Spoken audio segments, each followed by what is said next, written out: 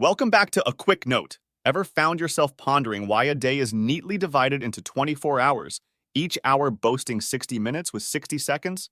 It's a fascinating journey through time, and today, we're delving into the intriguing history of timekeeping. But before we dive in, make sure to hit that like button and subscribe to stay tuned for more quick insights. Picture this, a clock face with 12 numbers. You might think it means dividing the day into 12 parts, right? Not quite. It's actually split into 24 segments. Now imagine if the day started at 1. Nope. It begins at 12, right in the middle of the night. Strange, huh? And here's the kicker. 6 on the clock means 30. Wrap your head around that. It's no wonder telling time can be a bit puzzling. So why 24 hours and 12 numbers on the clock? The credit goes to ancient civilizations for coming up with this intriguing system. Let's unravel the captivating history of timekeeping. Egyptians and sundials.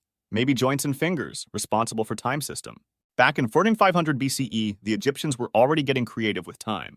They used sundials to split the daylight into 12 parts.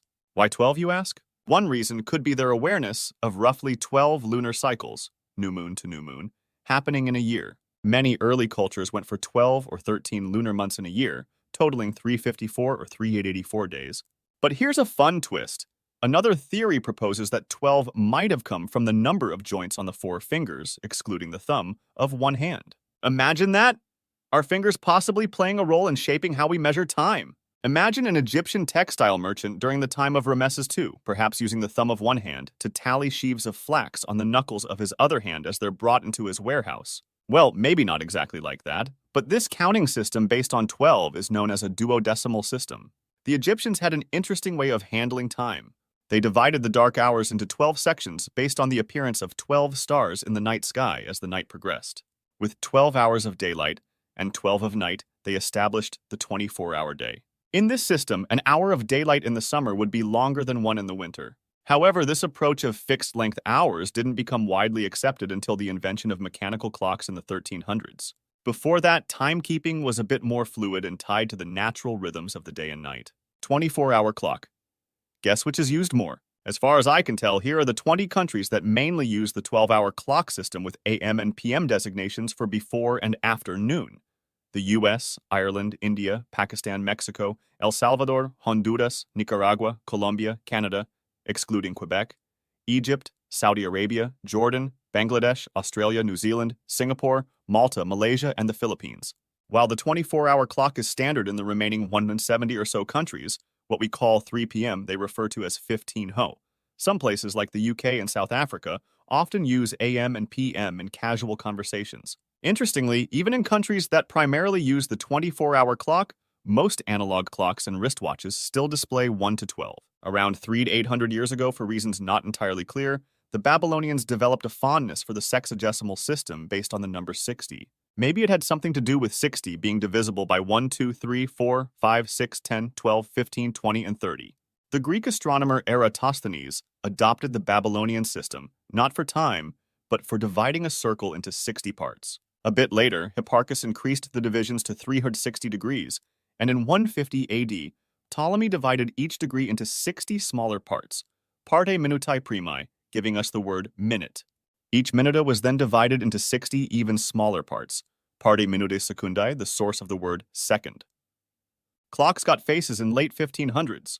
Although angles and measures of latitude and longitude have used the sexagesimal system for centuries, it wasn't until the late 1500s that clocks started showing minutes on their faces. In the modern era, astronomers standardized the length of a second to 1/86/400 of the time it takes Earth to complete one revolution on its axis. However, in the 1940s, as it was discovered that the Earth's rotation rate is gradually slowing down, the second was redefined to equal 131,556,925 - 747 of the time it takes Earth to orbit the Sun. Even this precision wasn't enough for modern technological demands. In 1967, the current definition of a second in time was established as the duration of 9,192,631 periods of the radiation corresponding to the transition between the two hyperfine levels of the ground state of the cesium-133 atom, at a temperature of 0 K and at mean sea level. Clear enough? Here's one last intriguing twist. Although a second now signifies a fixed and unchanging length of time, between 1972 and 2022, there were 27 minutes that included 61 seconds each. While there are precisely 86,400 atomic clock-based seconds in a 24-hour day, the actual time it takes for the Earth to complete one rotation is slightly longer than 86,400 seconds. So, every now and then, a leap second has to be added to a day. So, that wraps up how we measure time. But what about knowing time? Are we alone in comprehending the concepts of past and future, or can animals also sense the passage of time? And there you have it, a quick dive into the captivating world of time. If you enjoyed this exploration, don't forget to give us a thumbs up and subscribe to A Quick Note for more bite-sized knowledge. Till next time, keep wondering and learning.